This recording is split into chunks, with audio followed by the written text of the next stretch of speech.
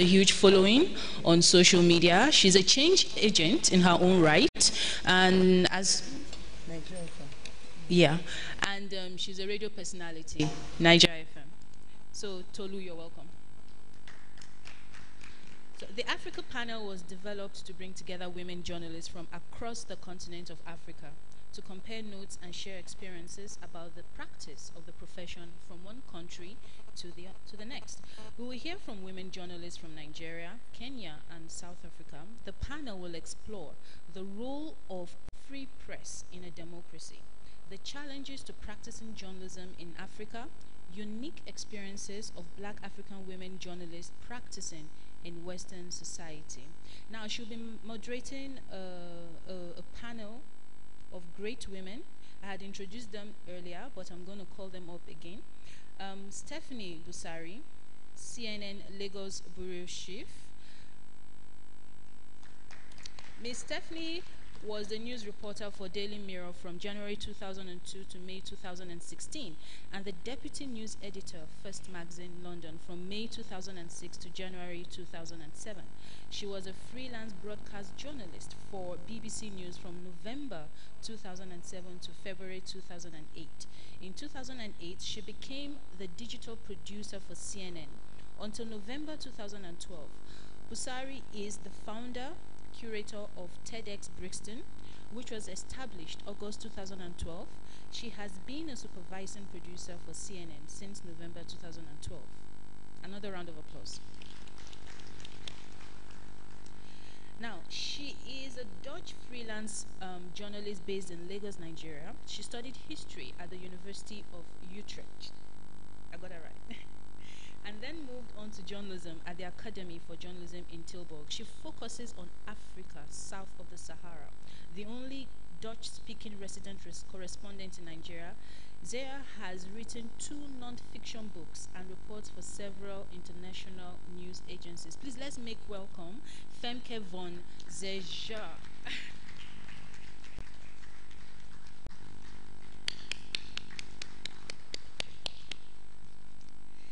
Now, we have also on the panel, are you here? Sharon Ogunleye.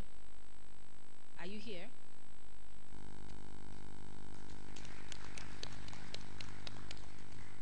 Now, Sharon Ogunleye, she is a multimedia journalist at Reuters. Another round of applause as she makes her way. Now, we're supposed to have joining us via Skype from South Africa, the BBC South Africa correspondent. I don't know. I need confirmation.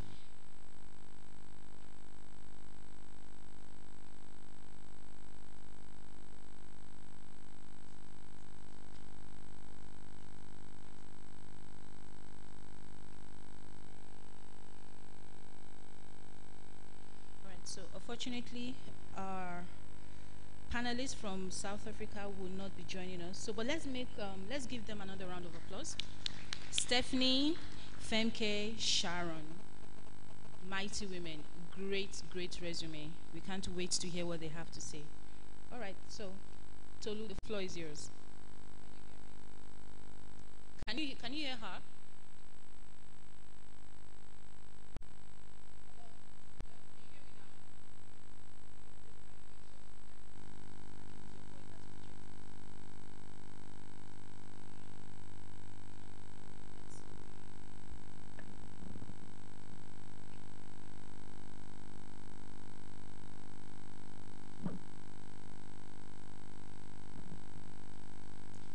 Bear with us as we try to sort out the technical challenges.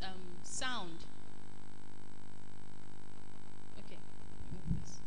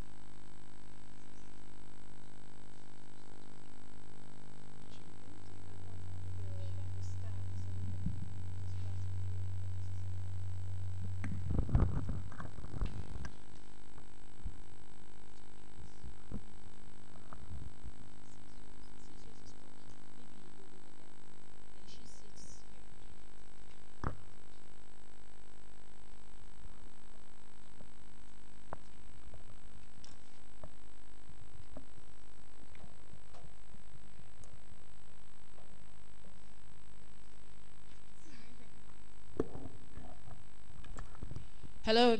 Wow, sorry. Hello again. I think that this means we can get started now. We'll just share the mic among ourselves. My name is Tolulokwe Adileru Balogun. I co-host Morning Crossfire on Nigeria Info 99.3 Nigeria 99.3 FM. My show deals in politics, socioeconomic issues, trends as well. So it's all about Nigerians being able to talk and discuss the issues as they see it affecting them. So that happens Monday through Friday, sometimes on Saturday, and during national emergencies as well. All right, so let's talk about the Africa panel. And the first point of call for us is the role of press in a democracy, particularly a free press. Now, one of the most important aspects of any democratic system is accountability.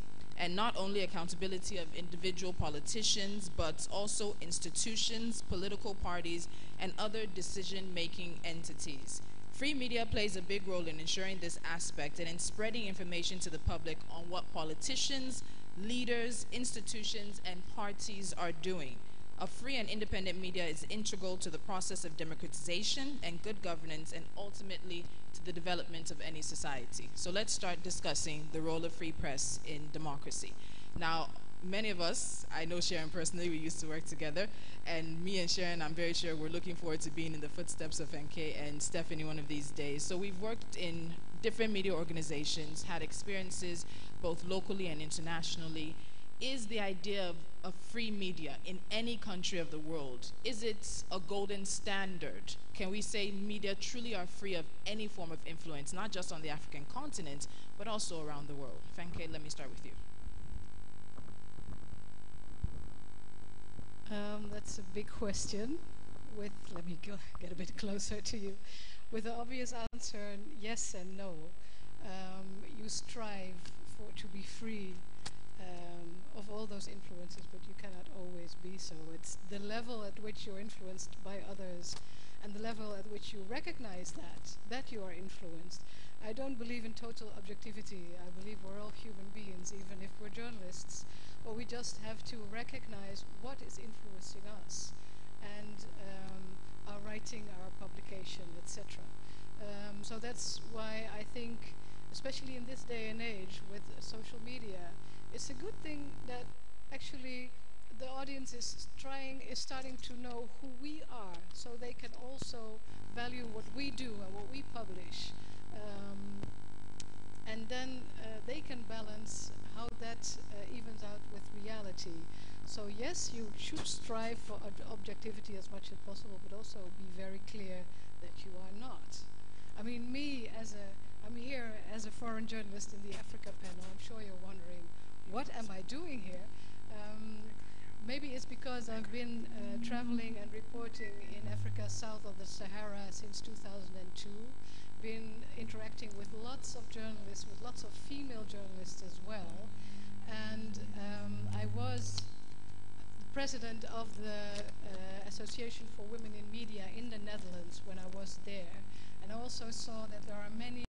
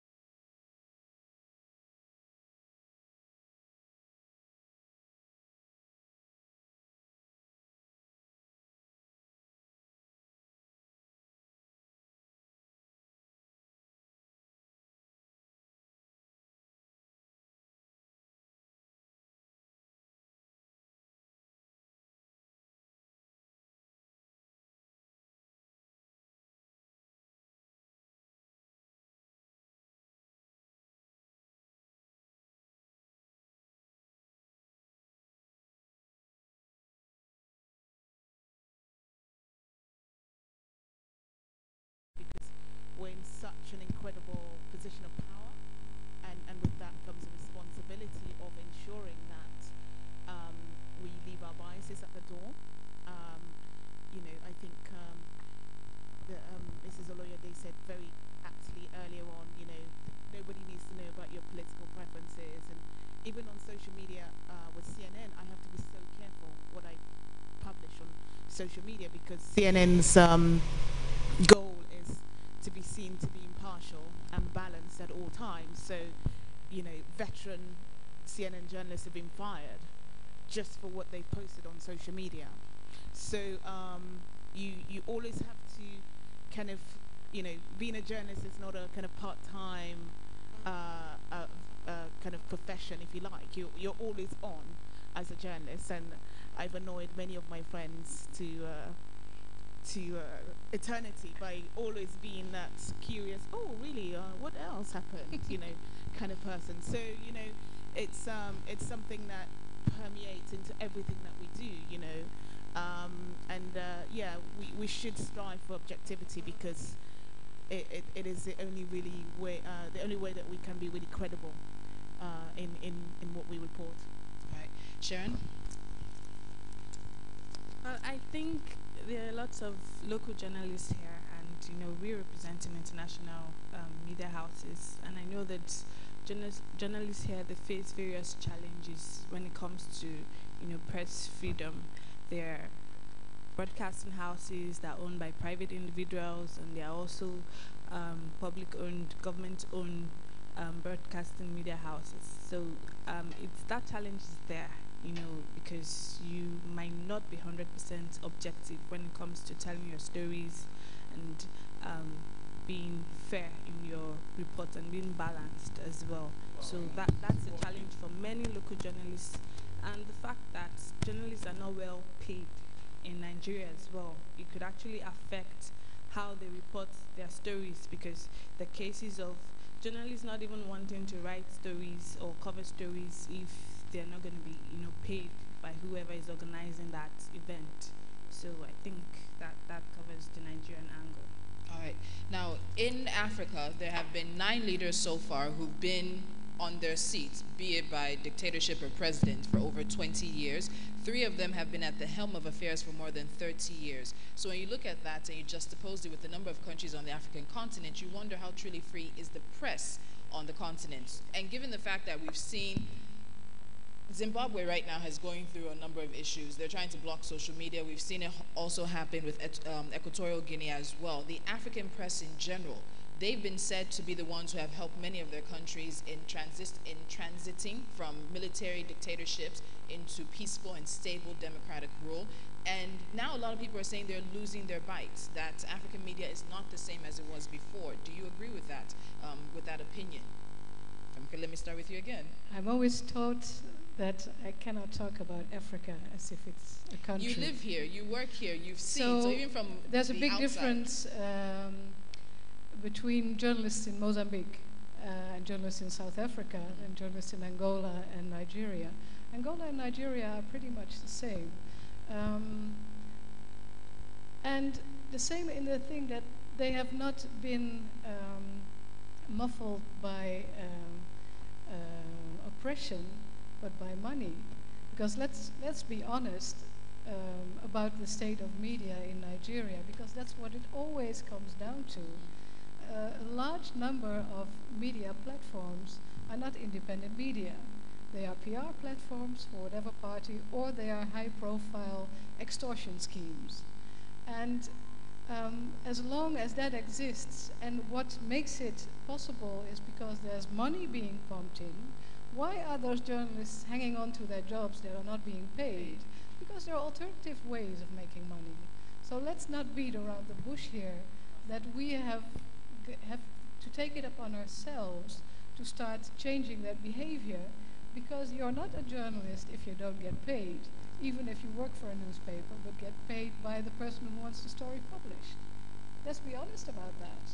And if we are honest about that, then we must make a distinction between what is true independent journalism and what isn't, and just make that what it is, PR. So in that sense, I don't want to say this is happening in Africa, but what I see is here is that money has spoiled a lot of things, and that's of course not only in journalism. Yeah.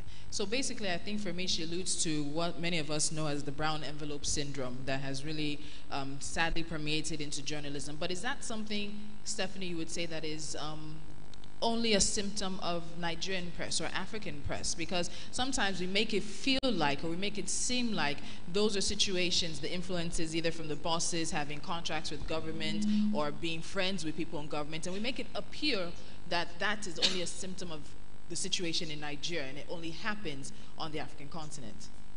I certainly don't think it only happens on the African continent, but it's human nature, you know.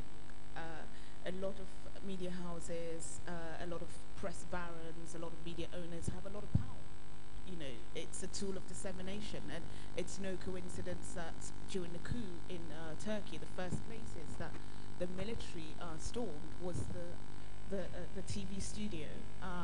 It's a medium of mass communication, and with that comes an element of corruption. Corruption is universal, but in other places there are checks and balances that enable those who are corrupt to be brought to book. To, you know, in the UK, MPs lost their jobs because of journalists, because they were claiming expenses that that they were not entitled to, you know. And I remember talking to Nigerian friends who were laughing. They laughed. They were like, really? They claimed hundreds of pounds and they're in prison, or they've been fired. And you know, it's endemic here because A, it's accepted, and I guess our press and our media is somewhat complicit in that. But certainly it's not just a Nigerian issue or an African issue. You know, with Brexit, I make my references to the UK because I've just come from living in the UK after 20 years away. Brexit, there was a lot of partisan reporting with Brexit, a lot of lies that a lot of newspapers were complicit in telling, you know, quite bold-faced lies that were not checked. So it's not just Nigerian journalists or African journalists, it's everywhere. And you know, we know that the world media is controlled by very few people.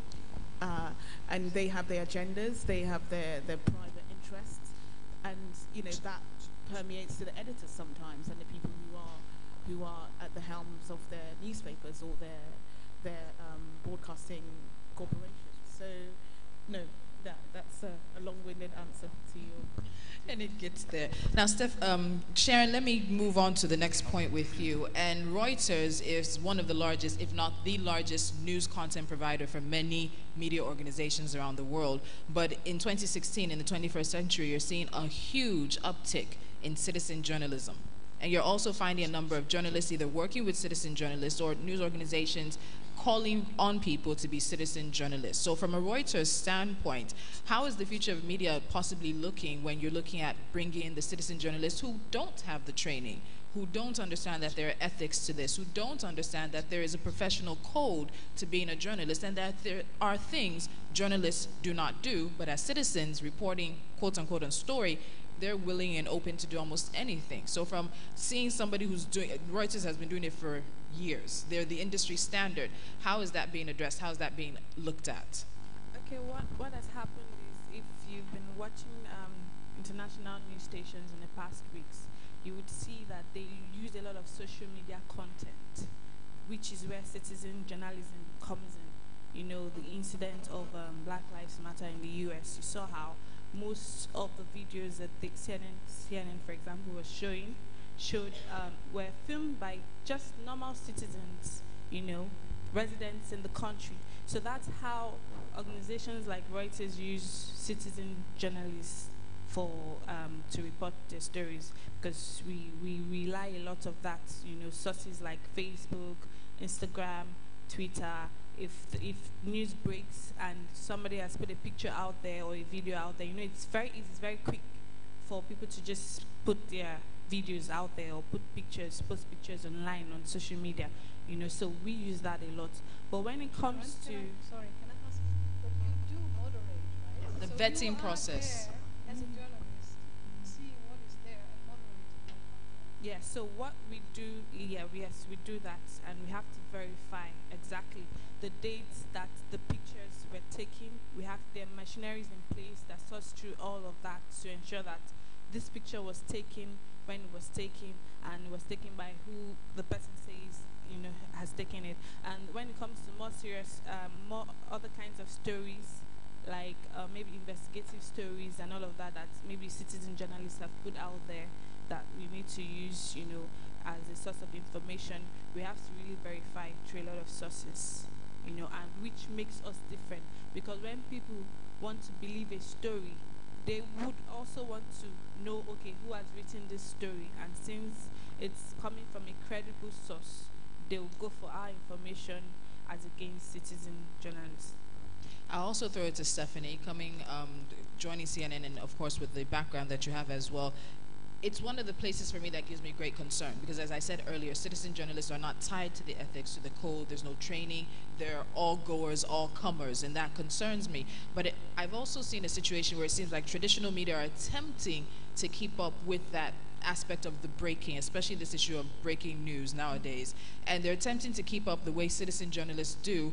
And once or twice, a few of them have been caught with their fingers in the jar. They've been caught red-handed. So how does a media organization as large as CNN, and some of the previous ones you've also worked with, deal with the rising tide of citizen journalism and making it work for them? So I've been with CNN since 2008, and we actually pioneered since like a form of citizen journalism called iReport. I don't know if some of you used it, and I worked extensively with iReport when I was based in CNN in London.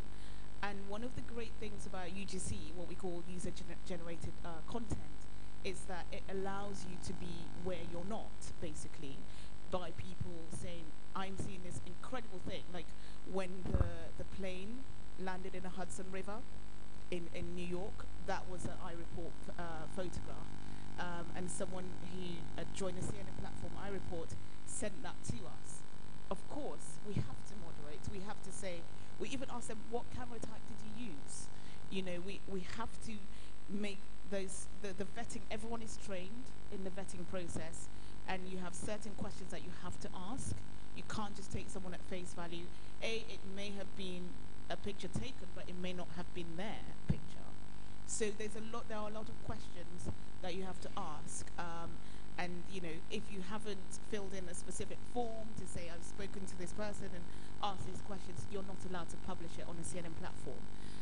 And so CNN does go to great lengths to ensure that everything that we publish on our platform has been verified and vetted. And we even have an editorial board called The Row, which sounds a bit like death row. If your copy goes there, sometimes it may die. And but they are very strict senior journalists who go line by line through what you've written and just almost tell you to justify what you've written and why. So those checks and balances are really in place. But everybody, traditional and and more new forms of media, have to embrace social media, because it's the prevailing kind of form of media, especially with young people, some who aren't watching TV anymore or reading newspapers. That's just the reality of the landscape that we're in right now. But we can't just take what they do at face value. They are the first step in the reporting process. Journalism still matters. Reporting still matters. And learning about the skills that makes a good journalist still matters. And a lot of citizen journalism is blogging. It's not journalism. It's just someone with their opinion saying, I think this, or this is my view on this, or someone has paid me a lot of money to put this on my high-performing platform. All right, so Wifenke, I'm going to move on to something else. Being a freelance journalist for a number of years now, I know you would have encountered a few problems and a few challenges in trying to get some stories out there. So let's talk about the challenges that have been faced. Sharon has alluded to a few of them early on, and of course, the issue that prevails a lot in Nigeria happens to do with salaries and getting paid for the work you do. But beyond that, access to information, getting government officials to speak, going through the red tape of government bureaucracy, what are some of the challenges you see might necessarily be endemic to the African continent, or even if it's Nigeria or, as you said, South Africa, in terms of getting the stories out there, the challenges faced? Well, sure I'm saying nothing new, that sometimes being a journalist in Nigeria is like walking around with an eye patch on, because you don't know where to go, who is responsible. If you get to them, they won't talk. If they will talk, they won't give you proper information. If they will give you information, it might not be possible to check that anywhere. There are no statistics. I mean, I'm not telling you anything new here. So you have to rely on something else. And I think we haven't really talked about women and the women's roles in journalism. But a lot of journalism that is based on facts and numbers and statistics here is simply not possible.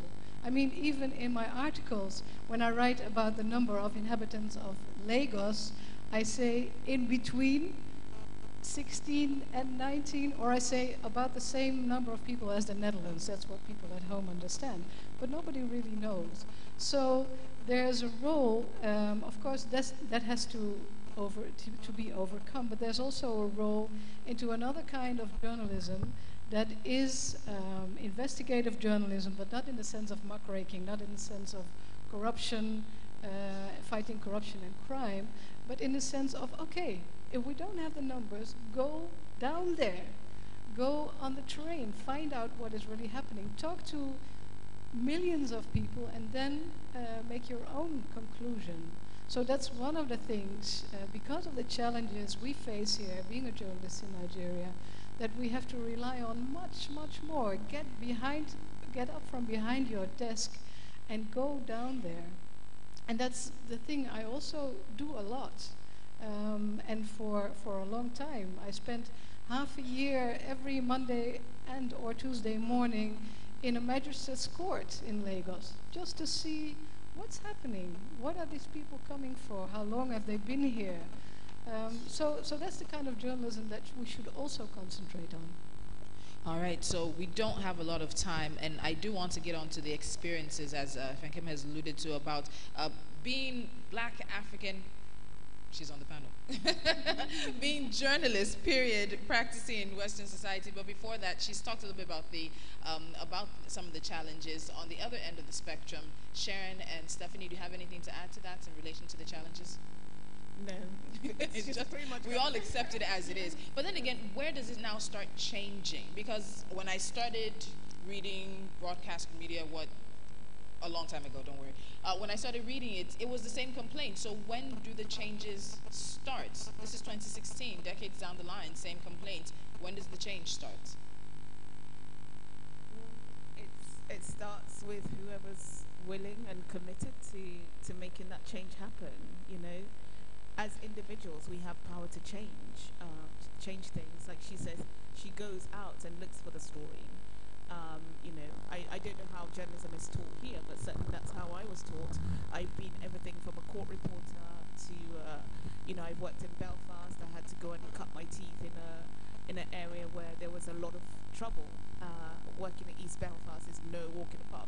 Probably similar to Lagos in some respects, but you know, you just have to be committed to, you know, change as a journalist. What kind of journalist do I want to be? Do I want to be sitting at my desk kind of journalist, or do I want to go out in the streets and you know, kind of make that change happen?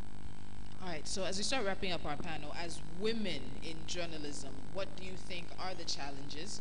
What do you think is the future of having women in journalism? A lot of people would say that the more women you get out there, the more female-oriented or female-oriented stories that you'll get out there as well. You'll be able to get society to identify some of their weaknesses and lapses in dealing with vulnerable individuals who tend to be women and children. And then the future for all of us as journalists, female journalists, be it in Africa, be it in the US, be it in the UK. So women in journalism, what are the challenges particular that you think that they happen to be, sadly, to the females? Being underestimated by the person you are interviewing, which is actually worldwide. I've had that anywhere, but it's something that you can change to an advantage, because if somebody doesn't expect you to be professional, intelligent, on the mark, they will tell you much more. I have had men staring at my cleavage in the meantime, saying things they probably never would have had. I'm not saying, oh, go bare-breasted to interviews, but what I'm saying is change the downside into an upside and try to change it like that. Yeah. All right, Stephanie. I think there's a bit of a myth that women can't be investigative journalists, that hard journalism is like supposed to be a preserve of men, but it's absolutely not true. Some of the best journalists I know, investigative journalists I know, are women. You know, one of them I worked with closely in London, Christiane Amanpour, a great journalist by any standards, and she's been an inspiration. And you know, someone here one day will be spoken about in such terms. Like we shouldn't limit ourselves as women. We are as good as, and sometimes better than, because we are so underestimated. You know, in our capabilities. So please go out there, investigate, find out what is not working in your patch, in your beat, and try to make a change in that area. Okay, talking about a personal experience I had some time ago, because as a multimedia journalist, you have to be able to know how to do everything. So I went out to do an interview one day, and at the company, as I stepped in, and everybody was like, "You came alone? Oh, are you going to handle the camera by yourself?"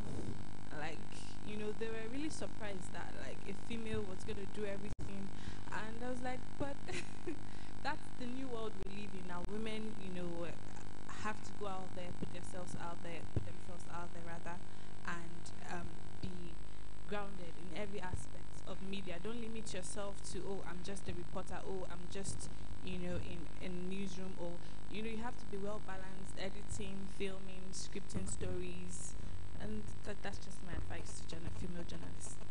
I want to add, can I add one Yes, thing? very quickly. What I know about being a president of the Women in Journalism Foundation in the Netherlands is that women tend to present themselves a bit modestly. Up till my 30s, I used to say, I write little articles until a colleague of mine, a man, said, "Are you crazy? You're a professional journalist. You shouldn't talk down what you do."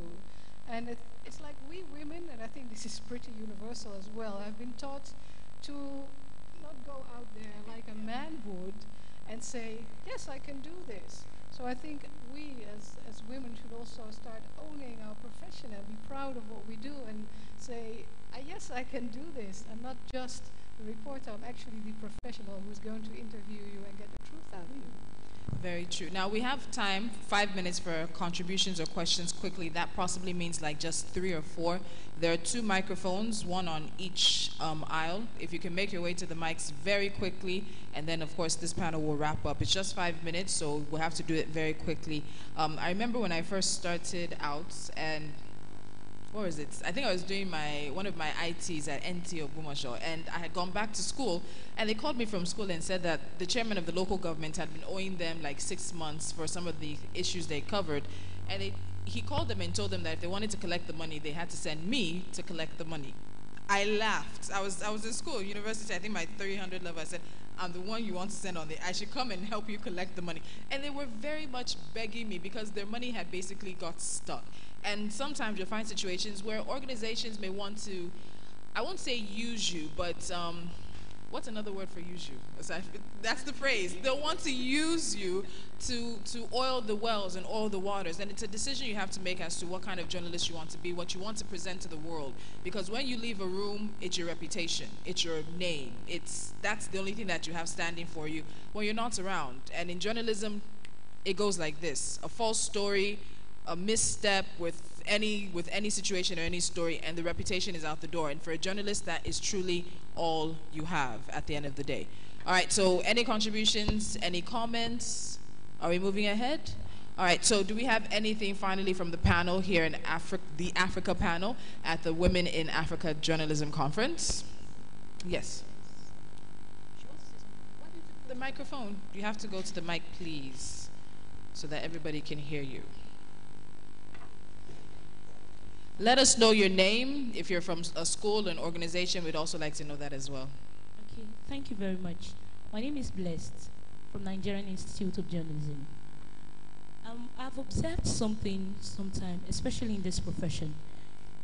Since one is a lady, let me just use that word, a lady, you sometimes when you work with these big ogas, so-called, they tend to use the woman, to just cover up for some things. Okay, for instance, as a woman, they will tell you, go to so place, eh? You're a woman, just you know how to talk now. Just talk to the man, eh? When you talk to the man, just tell him to do this, do that. Now, how should we young ladies, upcoming people, tackle this issue when men will actually use you to get what they want in the profession? Your bosses, they will use you to get what they want. How do we do that? How do we tackle that issue? Thank you very much. All right, who wants to? All right, Stephanie. I think sometimes you have to play to your strengths, and that means that I'll give an example. So when I was working in the UK, I was one of very few black news reporters on the newspaper I was, and there was a shooting in a black area in the UK, and of course they sent me because they were like, oh well, they'll talk to you, and I didn't feel happy that they were just like, oh, you're black, go there, but it was an advantage that I had over my white colleagues because I knew that actually they would talk to me. And I was a starting reporter, and I knew that if I got the story, I would make my name as a journalist. Of course, I didn't do anything that would compromise my integrity or my personal ethics. And I'm not asking you as a woman to do anything that will compromise your personal ethics or integrity. But if, as a woman, that will get you in the door where a man can't get in, use that to your advantage without doing anything illegal or immoral. Use it to your advantage, and play to that strength. That's. All right, please go ahead. My name is Evelyn Osage. I work with the Nation newspaper. In fact, this conference has been very inspiring. I've learned a lot, and I've been able to put a name or to certain things that we do in our closet or in the course of the job. And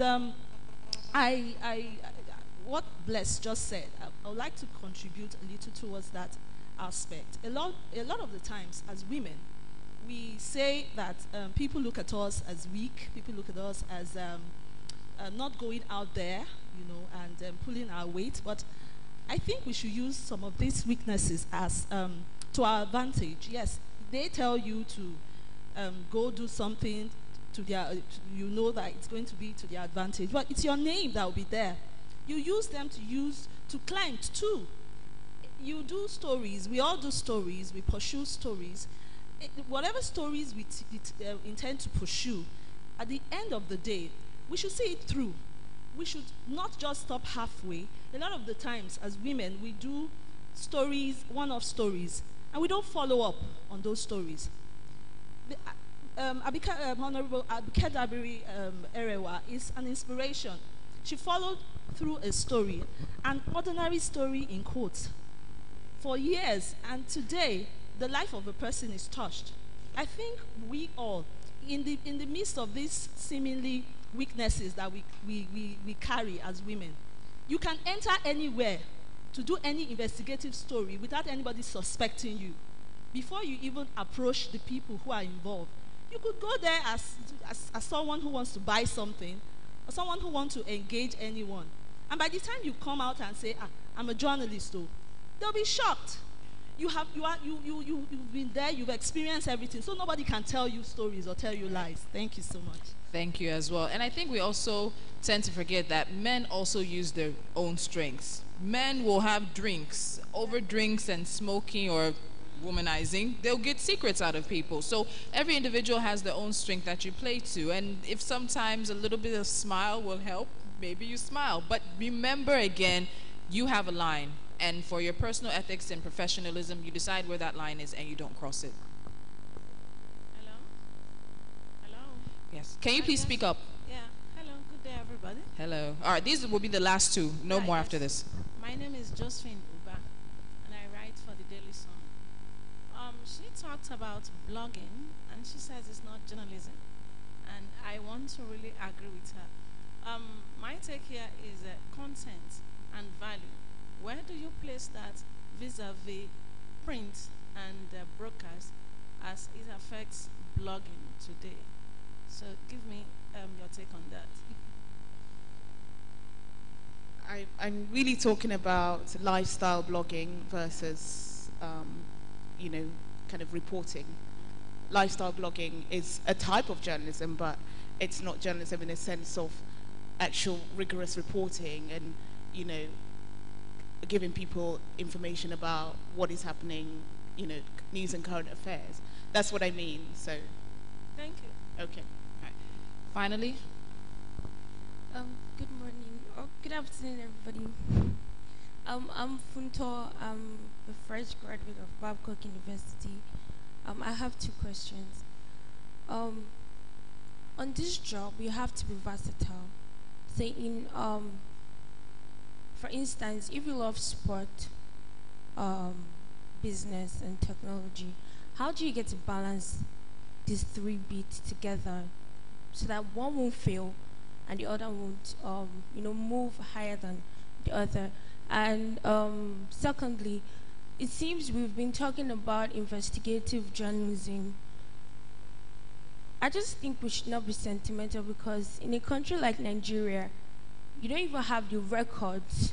Okay, for instance, if you want to do a criminal case, what if the person is innocent or the person might be guilty? You don't have the records you need to follow up these stories, and it's really, really very depressing because for me, I don't want to lose my life. And it's really very sincere. But someone like Bola Ige that actually died for something like that is really very depressing. And I think something must be done, and I want solution. So. all right. So can you cover three beats, and three beats don't, and one of the beats doesn't suffer, and then the issue of investigative journalism, and we'll use that to wrap up. Anyone? Okay, let me. I think for me, let me answer the question of the beat. There's no way a beat is not going to suffer. Until you get to a situation where you're on a gap and you're in charge of almost everything, pick a strength and stick to it. You can have your personal interests in other areas and continue to develop that. But if you want to be known as a journalist who has a specialization, if you love sports, do it. There are a lot of young Nigerian women who are into sports right now. Nothing wrong with it. There's no way you can serve 3 news beats masters and one won't suffer. So you have to pick one, decide. And then the others can be a hobby and you can keep the interest, but focus on one and make your name there.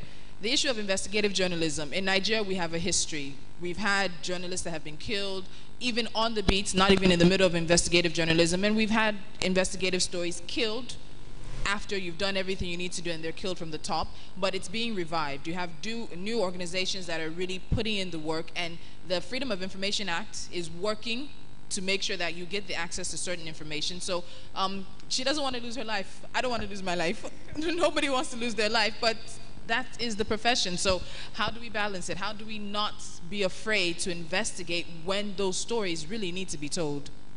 Well, these, of course, are personal choices. But if you decide to become a journalist, you don't want to have the wish to be popular. You shouldn't have the wish to be rich. And you shouldn't have the wish to be 200% safe all the time. Because even going to the junction and talking to the Okada riders, you can get aggression sometimes. If you don't dare to put yourself out there, if you think that journalism is something that happens from behind a desk and in 100% safety, it's not the job for you. That's something else than saying putting your life on the line. But already throwing in the towel because you say beforehand, I don't want to go there, I don't want to risk my life, that's the other end. So in that sense, you need to know what kind of profession you chose. Finally. Yeah, I absolutely agree with that. I was living in this country when the journalist Delegiwa was killed by a letter bomb.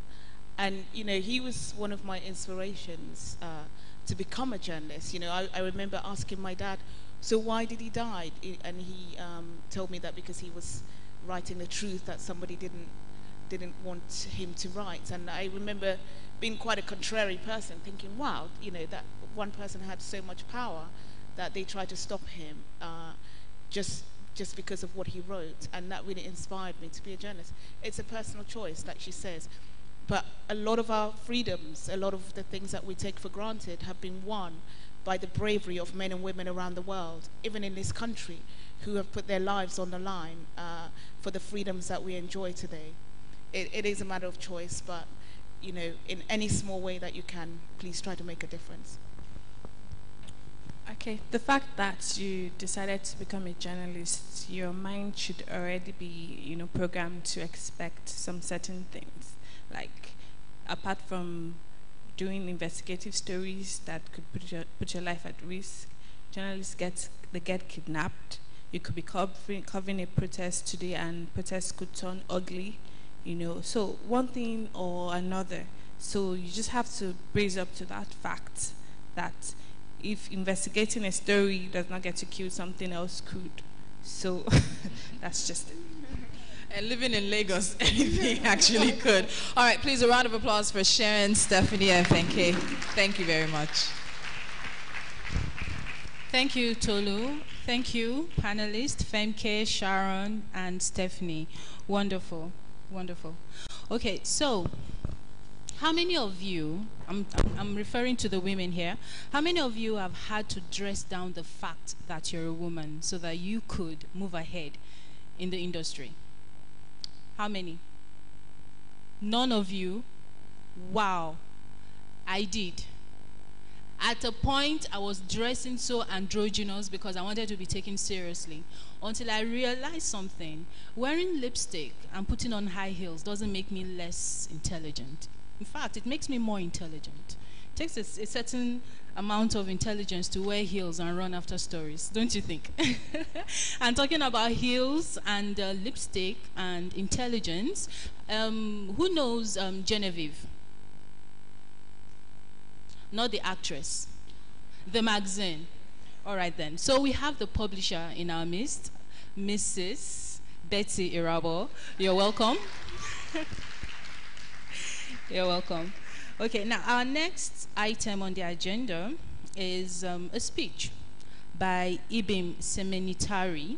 Unfortunately, she will not be available, but she has sent her speech ahead, and her speech is going to be read by none other than Yomi Owokwe. So another round of applause for him. Thank you.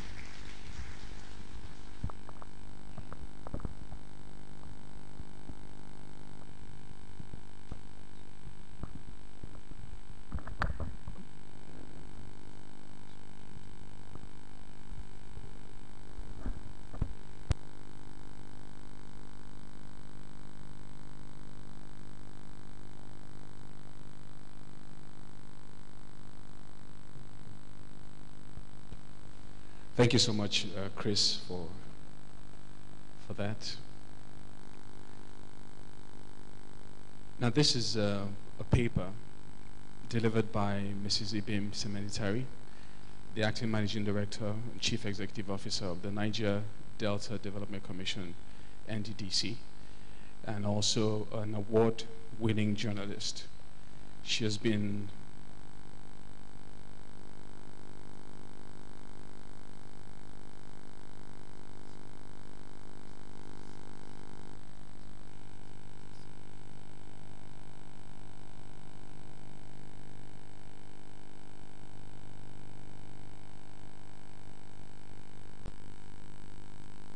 Let me just read a short citation of Mrs. Semenitari.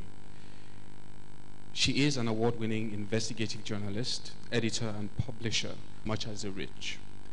It is the only profession to which the world wakes up to every day. It is a profession to which I am eminently proud to belong.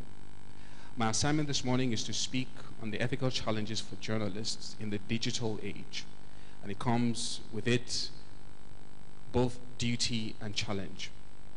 I strike two worlds which modern journalism has created. One that is traditional, within which I built my early career, and the new journalism, entranced and fed by developments in technology, to which we all are currently beholden.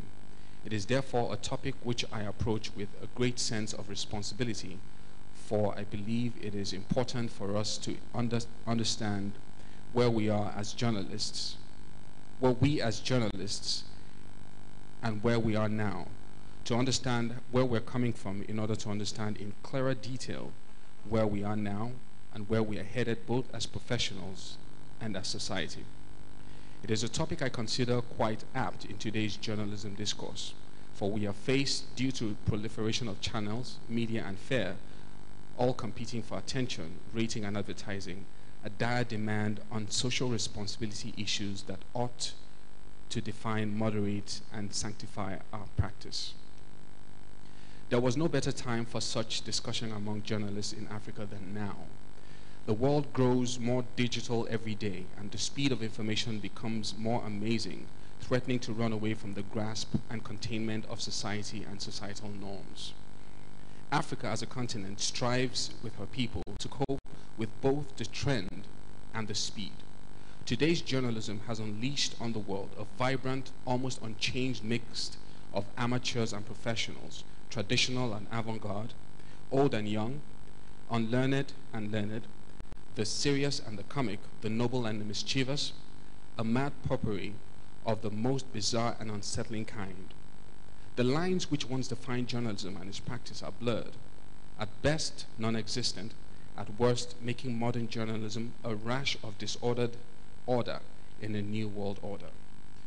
Therefore, this is therefore a danger that we descend towards, the Hobbesian dilemma, a savage of savage journalism, where anything goes and the survival of the fittest becomes the most compelling lure, where the life of man and our beloved profession may become nasty, brutish, and short. This demands of professionals important questions, particularly on how we must maintain a certain leash on journalism to preserve the finest principles which attracted us to its practice in the first place, one which has retained our attention and enthusiasm over the years. This program is therefore coming at a most opportune time. Women in Journalism in Africa is setting a very important agenda, and those behind this gathering deserve our collective appreciation